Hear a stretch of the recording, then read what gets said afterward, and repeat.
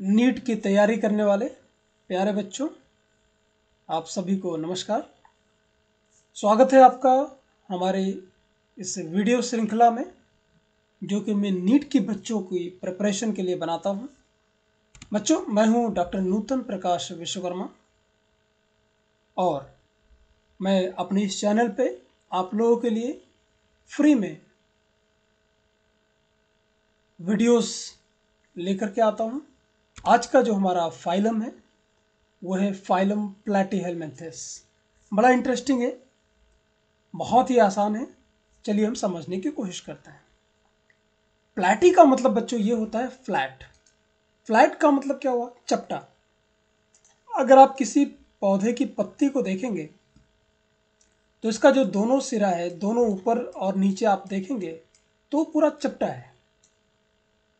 तो प्लैटी हेलमिन्थ से दो चीज़ों से मिलकर बना होता है। प्लैटी मतलब हुआ फ्लैट, मतलब जो चपटा होगा पत्ती की तरह, और हेलमिन्थ्स हम उनको बोलेंगे मतलब ऐसे वर्म्स जो पैरासाइट हैं, जो परजीवी की तरह होते हैं। तो हम प्लैटीहेलमिन्थ्स में पढ़ने वाले हैं ऐसे वर्म्स के बारे में जो कि पैरासिटिक हैं।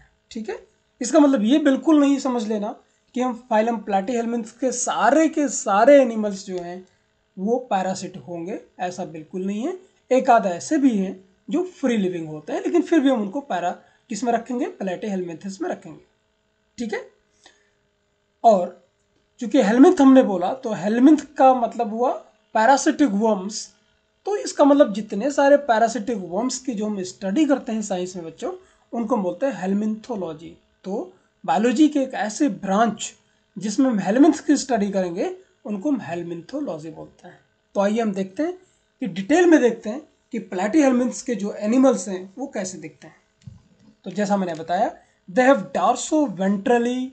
डार्सो मतलब ऊपर नीचे, जैसे पत्ती बताया, जो ऊपर वाला पोर्शन है वो हो गया डार्सल और उसके नीचे वाला पोर्शन हो गया वेंट्रल।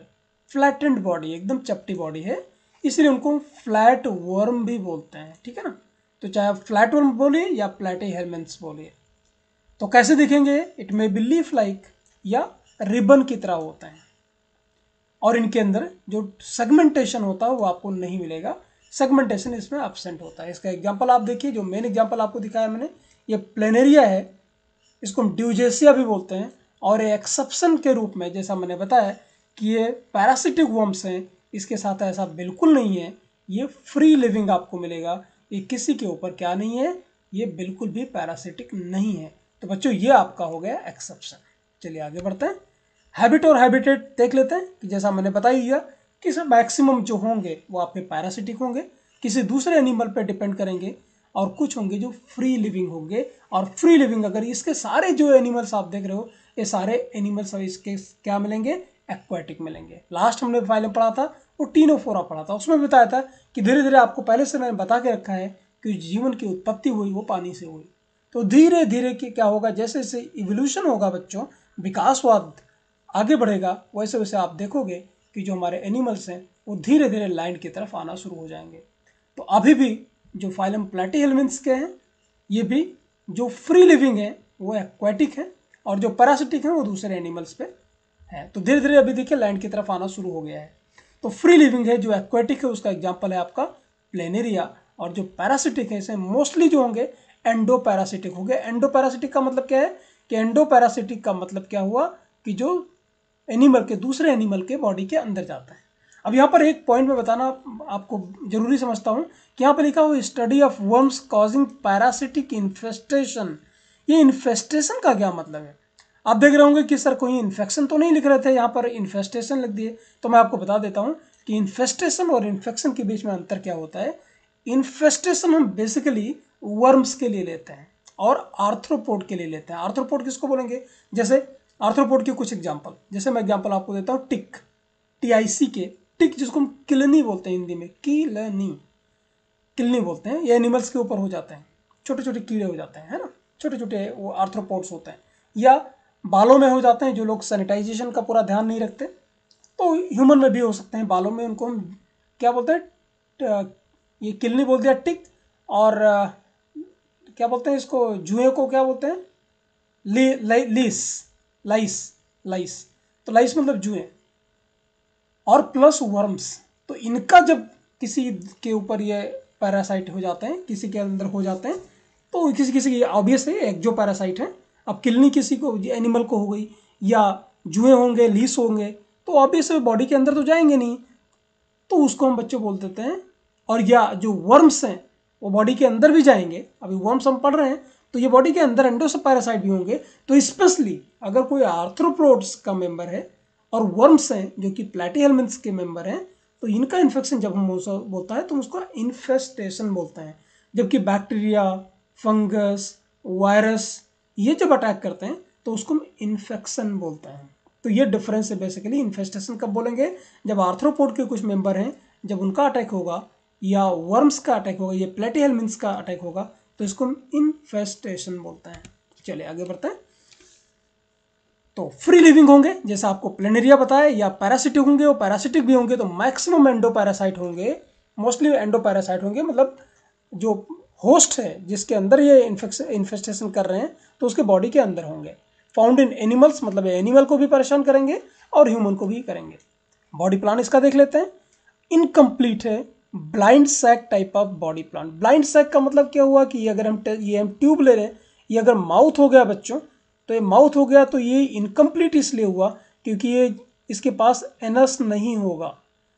अगर हम अपना एग्जांपल देखें तो जो भी हम फूड खाते हैं माउथ के थ्रू और एनएस के थ्रू बाहर निकल जाता है, यहाँ पर ऐसा बिल्कुल नहीं होगा। आप देख सकते हैं इसके पास सिर्फ माउथ तो होगा लेकिन एनएस नहीं होगा। इसका मतलब अनडाइजेस्टेड फूड मटेरियल जो होगा वो माउथ से ही निकल जाएगा।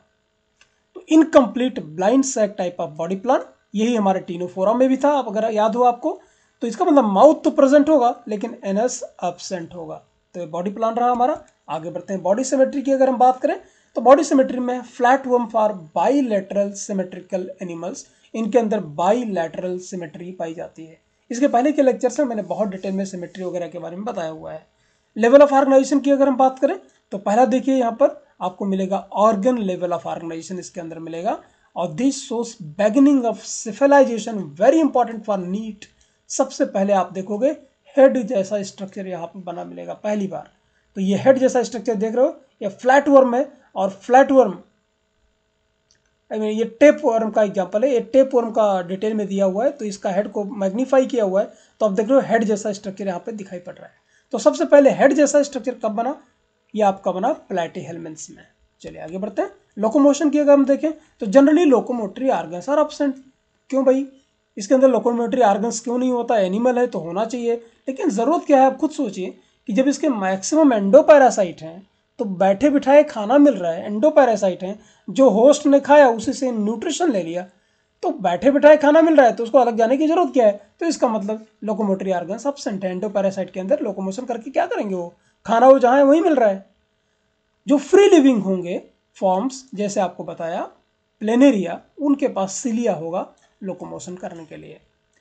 अब ये पैरासाइट तो है, तो पैरासाइट के बॉडी के साथ अटैच रहेंगे, तो अटैच रहेंगे तो कैसे होगा? सकर्स।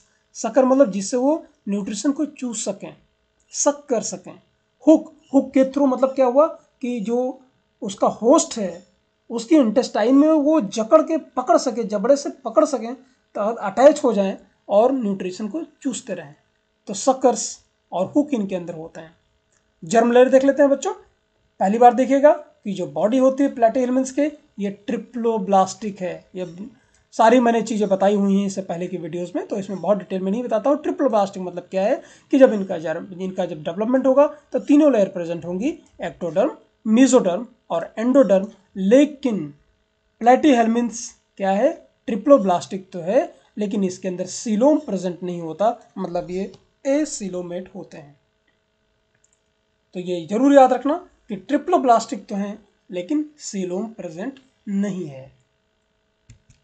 बॉडी वॉल की बच्चों बात करते हैं। On the body wall of parasitic animal a thick cuticle layer is present which protect from the digestive enzyme of the host. अब देखिएगा, अब इनके ऊपर क्या है? इनके ऊपर लेयर एक पड़ी हुई, जैसे आप कॉकरोच वगैरह देखते होंगे, तो कॉकरोच के ऊपर देखो कितनी बढ़िया से लेयर होती है, चमकदार होती है एकदम, उसको क्यूटिकल बोलते हैं।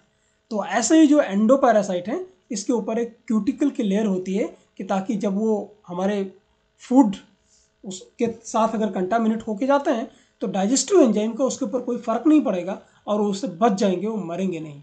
तो एक तरह का एडेप्टेशन है कि होस्ट के अंदर जाना है लेकिन फिर भी उसको कोई नुकसान नहीं होना चाहिए। नेचर ने उसको ऑलरेडी एक कवरिंग दी हुई है कि वो होस्ट के डाइजेस्टिव ट्रैक्ट में जाएगा तो भी उसका एंजाइम वगैरह कुछ बिगाड़ नहीं पाएंगे। बॉडी जो होगा बच्चों, body is enclosed by single layer of epidermis, एक सिंगल लेयर होगी एपिडर्मिस की, और मसल लेयर। तो ये भी जरूर याद रखना कि मसल का कंसेप्ट सबसे पहले कहाँ पे आया, वो आया आपका प्लैटीहेलमिन्थेस में। आगे चल के मैं आपको टिश्यूज़ के बारे में बहुत सारे बताऊंगा, जब हम सेकेंड यूनिट पढ़ेंगे तो उसमें आपको बताऊंगा कि आपको एपिथेलियल टिश्यूज़ होंगे, कनेक्टिव टिश्यू होंगे, है ना, मसल टिश्यू होंगे, नर्वस टिश्यू होंगे। तो सबसे पहले जो मसल लेयर्स आई वो आपकी प्लैटीहेलमिन्थेस में आई। तो गैस एक्सचेंज यहाँ पे क्या होगा, अलग से, चूंकि एंडोपैरासाइट हैं तो अब ऑक्सीजन वगैरह तो ले नहीं सकते, बॉडी के अंदर होंगे, तो सिंपल है, इनके अंदर जो होगा डिफ्यूजन के थ्रू गैसेस पहुँचती रहेंगी, जनरली बॉडी सरफेस के थ्रू।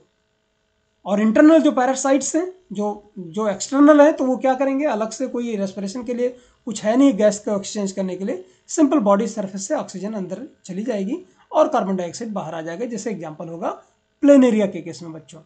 और जो एनारोबिक रेस्पिरेशन ऑब्वियसली किसके अंदर है, इंटरनल पैरासाइट हैं, तो जो बॉडी के अंदर है, जो दूसरे एनिमल के अंदर है, तो वहाँ पर तो ऑक्सीजन तो है नहीं, तो ऑब्वियसली उनके अंदर एनएरोबिक रेस्पिरेशन होगा। और जो फ्री लिविंग है जैसे प्लेनेरिया, तो ऑक्सीजन वगैरह का डिफ्यूजन के थ्रू ऑक्सीजन जाएगी और CO2 बाहर निकल जाएगी बॉडी वॉल के थ्रू। ठीक है, एक्सक्रीशन देखते हैं बच्चों। इसमें जो जो पॉइंट इंपॉर्टेंट है नीट के लिए वो मैंने वहाँ पे स्टार लगा के रखा है, देखिएगा। Specialised cells called flame cell, देखो कितना इंपॉर्टेंट है, एक नई तरीके की सेल निकल के आई। जैसा हमारे अंदर आपको पता है ह्यूमन के अंदर किडनी है ना, तो किडनी की सबसे छोटी यूनिट होती है नेफ्रॉन, तो वो आपकी सबसे छोटी यूनिट है एक्सक्रीशन की। ऐसे ही जो प्लैटीहेलमिन्थेस है उनके पास एक स्पेशल सेल है जिसको बोलते हैं फ्लेम सेल, और बहुत सारी फ्लेम सेल के बंडल को हम बोलते हैं प्रोटोनेफ्रिडिया। नेफ्रिडिया का मतलब समझते होंगे आप, नेफ्रॉन से लेना देना है इसका। तो प्रोटोनेफ्रिडिया चूंकि उस बहुत ज़्यादा डेवलप नहीं है, तो नेफ्रिडिया के पहले की कंडीशन को हम क्या बोल रहे हैं, प्रोटोनेफ्रिडिया, और इसको हम सोलेनोसाइट भी बोलते हैं बच्चों। तो ये जो फ्लेम सेल है ये स्पेशलाइज सेल होती है, एक्सक्रीशन में बहुत इंपॉर्टेंट है। डायरेक्ट क्वेश्चन पूछा जाता है कि फ्लेम सेल कौन से फाइलम में पाया जाता है। तो ये काम क्या करेगा, हेल्प इन ऑस्मो रेगुलेशन, मतलब ऑस्मोटिक जो प्रेशर है उसको मेंटेन रखेगा, सारी चीज़ें ऑस्मो रेगुलेशन, जो भी साल्ट वगैरह का कंसंट्रेशन है वो प्लैटीहेलमिन्थेस में मेंटेन रखेगा। एंड एक्सक्रीशन, तो मेन रोल जो फ्लेम सेल का है वो एक्सक्रीशन में है, very very important. Excretory product जो है वो अमोनिया है, इसलिए अमोनोटेलिक है। सर्कुलेशन अगर देखेंगे तो सर्कुलेटरी सिस्टम बहुत अनडेवलप है, बहुत ज़्यादा इसके अंदर डेवलप नहीं है। ठीक है, चलिए नर्वस सिस्टम की बात करते हैं। पहली बार देखिएगा जो नर्वस सिस्टम है ये प्रिमिटिव है, बहुत ही बेसिक टाइप का है, और लैडर है। देखो आपकी सीढ़ी कैसे होती है, एक सीढ़ी पे चढ़ते चलते ऊपर चले जाते हो, राइट। तो इट कंप्राइजेस ब्रेन, यहाँ पर देखो ब्रेन आपको पहली बार दिखाई पड़ेगा, ये देखो ब्रेन आपको दिखाई पड़ रहा है, and two main longitudinal nerves, ये लॉन्गिट्यूडिनल आपके बच्चों नर्व्स हैं, cord connected at interval by transverse commissure. ये जो आपको जैसे सीढ़ी वाला जो स्ट्रक्चर आपको स्टेप जैसा दिखाई पड़ रहा है इसको बोलते हैं ट्रांसवर्स कमिश्योर। सेंस ऑर्गन्स होते हैं इन फ्री लिविंग फॉर्म। तो पहली बार देखेंगे कि जो फ्री लिविंग वाले हैं, जैसे मैंने एग्जांपल बताया, कई बार बताया, प्लेनेरिया या ड्यूजेसिया, उसके पास एक क्या होता है, एक सेंस ऑर्गन होता है जिसको बोलते हैं आई स्पॉट। आई स्पॉट आप देखिए, प्लेनेरिया का एग्जांपल आपको दिखाई पड़ रहा है, जो आई दिखाई पड़ रही है, इसका मतलब ये नहीं कि वो देखता है इससे, ऐसा बिल्कुल नहीं, आप इसे मत समझ लेना कि आई स्पॉट है तो इसे देख सकता है, जी नहीं, बिल्कुल ऐसा नहीं है। ये क्या करता है, इसका एक सेंस ऑर्गन होता है, तो प्लेनेरिया जहाँ पे होगा तो लाइट को सेंस कर लेगा, तो लाइट किधर है किधर नहीं है, तो इसके हिसाब से वो अपना डिसाइड करेगा। तो वहाँ पर सिर्फ सेंस में इसको मिलता है कि किधर लाइट है और किधर डार्कनेस है। प्लस पहली बार देखिएगा इसके पास एक बैलेंसिंग ऑर्गन होता है जिसको बोलते हैं स्टैटोसिस्ट, क्योंकि इसको स्विम करना है तो उसकी बॉडी को बैलेंस करने के लिए एक स्पेशल ऑर्गन बच्चों होता है, उसको बोलते हैं स्टैटोसिस्ट, याद रखना। तो आई स्पॉट किसके अंदर होगा, आपके प्लेनेरिया के अंदर होगा, और उसको बैलेंसिंग करने के लिए भी एक ऑर्गन होगा जिसको बोलेंगे स्टैटोसिस्ट। चलिए आगे बढ़ते हैं। डाइजेस्टिव सिस्टम की बात करते हैं। जैसा मैंने पहले बताया कि डाइजेस्टिव सिस्टम अगर प्रेजेंट होगा, जैसे फ्री लिविंग में है, तो इनकम्प्लीट है, मतलब क्या होगा, सिर्फ माउथ होगा और एनएस नहीं होगा, जैसे निडिरन के केस में था। पैरासिटिक जो फॉर्म्स हैं उनको तो ज़रूरत ही नहीं है, क्योंकि वो एब्जॉर्ब जो एनिमल जो होस्ट खाता है उससे जो न्यूट्रिशन मिलता है उसी को सक कर लेता है सीधा, तो उसको कोई डाइजेस्टिव सिस्टम की जरूरत नहीं, सबको रेडीमेड उसको मिल रहा है ना, फ्री में मिल रहा है खाने को, तो कमाने कौन जाएगा। तो उसको हम जो होस्ट है उसको न्यूट्रिशन लेता है और वो उससे सक करता रहता है सीधा। Indigestible remains of food are passed out through the mouth, ये किसके केस में होगा बच्चों, जो फ्री लिविंग है, जिनके पास इनकम्प्लीट है बॉडी सैक। रिप्रोडक्टिव सिस्टम की बात करते हैं, इनके अंदर रिप्रोडक्शन कैसा होगा, तो मोस्टली जो होते हैं वो हर्माफ्रोडाइट होते हैं। हर्माफ्रोडाइट का मतलब ऐसा है, ऐसे एनिमल बच्चों जिनके अंदर मेल और फीमेल दोनों सेक्स ऑर्गन एक में ही होंगे, तो वो आपके हो गए हर्माफ्रोडाइट। एक एग्जांपल है इसका जो एक्सेप्शन है, जिसमें हर्माफ्रोडाइट नहीं होता, मेल और फीमेल अलग अलग होते हैं, वो अभी आगे बताऊंगा। सिस्टोसोमा है, या उसे ब्लड फ्लूक बोलते हैं, ब्लड फ्लूक है ना, ब्लड फ्लूक मतलब ब्लड में होता है, अभी बताता हूँ आगे चल के। और ये प्रोटैंड्रस होते हैं। प्रोटैंड्रस का मतलब क्या होता है कि ऐसी कंडीशन, प्रोटैंड्रस का मतलब ये बच्चा होता है, चाहे प्लांट हो चाहे एनिमल हो, जिसमें हर्माफ्रोडाइट की कंडीशन होती है, मतलब मेल और फीमेल ऑर्गन एक में ही होते हैं, लेकिन मेल जल्दी डेवलप हो जाता है, जो मेल वाला पार्ट है, जो स्पर्म वाला पार्ट है, वो पहले मैच्योर हो जाता है और फीमेल बाद में मैच्योर होती है। इसके लिए रीजन क्या है, इसके लिए नेचर जानबूझ के ऐसा करती है, ताकि अगर चूंकि मेल और फीमेल पार्ट एक में ही है, अगर एक साथ दोनों मैच्योर होंगे तो फर्टिलाइजेशन उसमें उसी में हो जाएगा, तो नेचर में वेरिएशन नहीं आ पाएगा। तो अगर अलग अलग टाइम पे होंगे तो एक का मेल हुआ और दूसरे जो ऑर्गेनिज्म है उसका फीमेल का हुआ, तो वो उनमें क्या हो जाएगा, क्रॉस फर्टिलाइजेशन हो जाएगा, तो उसमें वेरिएशन आएगा। ये नेचर की एक व्यवस्था है। दूसरा, पहली बार copulatory apparatus is present.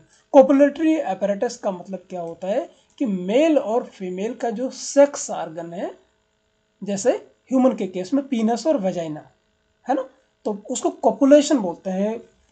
Animal को मेल और फीमेल के मेटिंग को हम कोपुलेशन बोलते हैं। तो कोपुलेशन के लिए ह्यूमन के पास क्या है, पीनस है और वेजाइना है, राइट। तो इसके पास सबसे पहले कोपुलेशन के लिए का apparatus प्रेजेंट है पहली बार। फर्टिलाइजेशन क्या होगा, सेल्फ भी हो सकता है, मतलब सेम ही एनिमल का, उसके अंदर जो वर्म है, मेल और फीमेल का आपस में फर्टिलाइजेशन हो सकता है उसका, और क्रॉस भी हो सकता है, लेकिन जब भी होगा इंटरनल होगा, ऐसा नहीं होगा कि बॉडी के आउटसाइड नहीं होगा। डेवलपमेंट ऑब्वियस है बच्चों, डेवलपमेंट अभी चूंकि अभी क्या हो रहा है, इनडायरेक्ट हो रहा है, मतलब लार्वा बनेगा, सीधा एनिमल नहीं बनेगा, ठीक है। तो यहाँ पर आप देख सकते हो, ये देखिए, ये एग्जाम्पल आपको दिया गया है, इसमें मेल और फीमेल दोनों पार्ट एक में देख सकते हैं। यहाँ पर देखिए ये प्लेनेरिया है, प्लेनेरिया में देखिए ये जेनाइटल पोर भी आपको दिखाई पड़ रहा है, मतलब ये पीनस भी है, टेस्टिस ओवरी भी है, देखो यहीं पर है ना। इसका मतलब क्या हुआ, मेल और फीमेल प्लेनेरिया में दोनों में एक ही में है, ये मतलब हर्माफ्रोडाइट हो गया। अब देखते हैं बच्चों कि हम जो प्लैटीहेल्मिन्थ्स है इनको हम कितने क्लास में डिवाइड कर सकते हैं। तो क्लासेस में हम इनको टोटल 3 क्लास में डिवाइड कर सकते हैं। पहला है जिसको बोलते हैं टर्बेलेरिया, दूसरा जिसे बोलते हैं ट्रेमाटोडा, और तीसरा जिसे बोलते हैं सिस्टोडा। टर्बेलेरिया में के जितने सारे मेंबर्स होते हैं वो सारे फ्रेश होंगे या मैरीन वाटर में पाए जाते होंगे। जैसे एग्जांपल आपको बताया ड्यूजेसिया या प्लेनेरिया, आपको कई बार बता चुका हूँ। और देखिएगा माइक्रोस्टोमम, आपको हाइड्रा बताया था मैंने, तो हाइड्रा के दुश्मन है, उसके ऊपर पैरासाइट की तरह काम करता है माइक्रोस्टोमम। तो टर्बेलेरिया का बेसिक एग्जाम्पल, जो मेन एग्जाम्पल है वो प्लेनेरिया है, मतलब ये फ्री लिविंग है, प्लेनेरिया ही है, माइक्रोस्टोमम तो नहीं है। ये किसके ऊपर पैरासाइट हो जाता है, हाइड्रा के ऊपर हो जाता है, ठीक है, हमारे लिए बहुत इंपॉर्टेंट नहीं। दूसरा है जो आपको याद रखना है, इसको बोलते हैं ट्रिमाटोडा। ये क्या होते हैं, मोस्टली एंडोपैरासाइट होंगे, मतलब पैरासाइट मतलब होस्ट के अंदर चले जाएंगे। बॉडी कैसी होगी बच्चों, फ्लैट होगी और पत्ती की तरह होगी, लीफ लाइक होगी। इनको फ्लूक बोलते हैं, क्या बोलते हैं, फ्लूक। जैसे एग्जांपल देखिए, फैसियोला हिपैटिका। हिपैटिका से मतलब कुछ समझ में आता है, हिपैटिका से मतलब हुआ कि लीवर आप गेस कर सकते हो। तो फैसियोला हिपैटिका मतलब ये शीप लीवर फ्लूक है, जो कि बेसिकली शीप जो भेड़ होती है उसके लीवर पे अटैच हो जाता है, और ये गोट को भी अपना शिकार बनाती है, ठीक है, शीप लीवर फ्लूक। याद रखिएगा, बहुत इंपॉर्टेंट है। दूसरा देखिए ब्लड फ्लूक, मतलब ब्लड में होगा, क्या नाम है इसका, सिस्टोसोमा हिमेटोबियम, याद रखिएगा ब्लड फ्लूक, ये सारे बहुत इंपॉर्टेंट हैं। दूसरा देखिए पैरागोनिमस, ये लंग फ्लूक वर्म है, लंग्स ऑफ मैन और पिग, इनमें भी इन्फेक्शन कॉज कर सकता है। थर्ड है हमारा बोलते हैं सिस्टोडा, सिस्टोडा में क्या है, ये भी एंडोपैरासाइट है, मोस्टली इंटेस्टाइन पैरासाइट है, मतलब ये इंटेस्टाइन में चिपक जाते हैं। बॉडी कैसी होती है, पत्ते रिबन की तरह होती है, फीते की तरह होती है, एंड सेगमेंट भी इसमें होते हैं जो कि ट्रू सेगमेंट नहीं होते, इसलिए उनको टेप वर्म बोलते हैं, टेप की तरह दिखते हैं। तो जैसे टीनिया सोलियम है ना, पोर्क टेप वर्म, सुअर के अंदर ये पाए जाते हैं, पोर्क के अंदर, ठीक है। टीनिया सैजिनेटा बीफ के अंदर पाए जाते हैं, तो ह्यूमन को भी परेशान करते हैं, ऐसा नहीं है। इकाइनोकोकस ग्रैनुलोसस डॉग के अंदर टेपवर्म होते हैं। तो इनका जितने सारे एग्जाम्पल मैं आपको बता रहा हूँ, एक एक एग्जाम के लिए इंपॉर्टेंट है, नीट के लिए इनको आपको 2-3 बार लिख करके पढ़ना चाहिए। तो 3 क्लास हुए बच्चों, टर्बेलेरिया, ट्रिमेटोडा और सिस्टोडा। टर्बेलेरिया में सारे क्या हुए, फ्री लिविंग हुए। माइक्रोस्टोमम पैरासाइट है किसके ऊपर, हाइड्रा के ऊपर। ट्रिमेटोडा के जितने मेंबर हैं उनको फ्लूक बोलते हैं, और सिस्टोडा के जितने मेंबर हैं उनको टेपवर्म बोलते हैं। तो चलिए आगे बढ़ते हैं। तो यूनिक फीचर्स देखते हैं क्या क्या है हमारे। यूनिक फीचर्स हैं ऑर्गन लेवल ऑफ ऑर्गेनाइजेशन। सबसे पहले आपने प्लैटीहेल्मिन्थ्स में देखा, कुछ मेंबर्स जैसे प्लेनेरिया है, इनके पास हाई रीजनरेशन कैपेसिटी होती है। बहुत बहुत इंपॉर्टेंट है कि किसके अंदर रीजनरेशन की कैपेसिटी होती है, मतलब कोई पार्ट अगर प्लेनेरिया का कट गया तो वापस से क्या बन जाएगा, अगर यहाँ से हम काट दें इसको तो ये वापस से वो रीजनरेट हो जाएगा। ये इतना पार्ट पोर्शन कट कर दो तो ये वापस से, जैसे आपने देखा होगा रीजनरेशन की कैपेसिटी होती है लिजार्ड में, तो लिजर्ड में उसकी पूंछ कट के गिर जाती है, बाद में नई पूंछ उग जाती है। जैसा हमारे अंदर ऐसा नहीं होगा कि किसी की उंगली कट गई तो दूसरी उंगली उग गई, ऐसा नहीं होगा। तो हाई रीजनरेशन कैपेसिटी किसके अंदर पाई जाती है, प्लेनेरिया के अंदर पाई जाती है। ट्रिप्लोब्लास्टिक बॉडी कंडीशन जैसा आपको बताया, मसल लेयर भी सबसे पहली बार आपको रिपोर्ट बताया मैंने, और सबसे पहले बिगिनिंग ऑफ सिफेलाइजेशन किसके अंदर हुआ, आपके प्लैटीहेल्मिन्थस के अंदर हुआ। तो इतने वीडियो में हम यही देखते हैं, इतना ही बात करते हैं, और नेक्स्ट पार्ट 2 में हम लेकर के आएंगे जिसमें इसके जो इम्पॉर्टेंट मेंबर्स हैं उनके बारे में थोड़ा सा हम डिटेल में पढ़ेंगे, और हम ये भी देखेंगे कि उनके लार्वा वगैरह कौन से हैं। उम्मीद करता हूँ जानकारी आपको पसंद आई होगी, आपको चीज़ें समझ में आई होंगी। अगर आपको ये नोट्स जो मैंने बताया है बड़ा इन्फॉर्मेटिव, बहुत ही कंसाइज वे में हमने नोट्स बनाया है, अगर आपको ये नोट्स चाहिए और आपको अपनी प्रैक्टिस के लिए टेस्ट सीरीज हमारी ज्वाइन करनी हो तो दिए हुए नंबर पे आप कांटेक्ट कर सकते हैं, और आप हमें मेल भी कर सकते हैं। तो मिलते हैं जल्दी प्लैटीहेल्मिन्थ्स के पार्ट 2 में।